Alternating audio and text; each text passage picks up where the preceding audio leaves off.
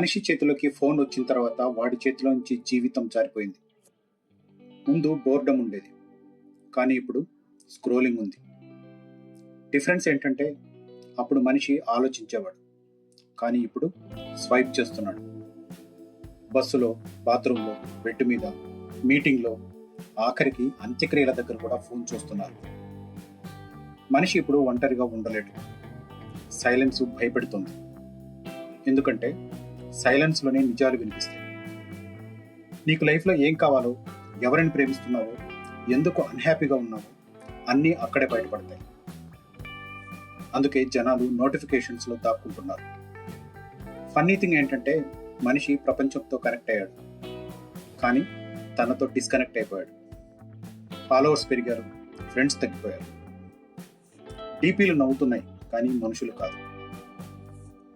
నీ phone battery 5%కి వస్తే charger కోసం వెతుకుతావు, కానీ నీ మెంటల్ బ్యాటరీ 1%కి వచ్చిన రెస్ట్ తీసుకో. కొంచెం సేపు ఫోన్ పక్కన పెట్టు.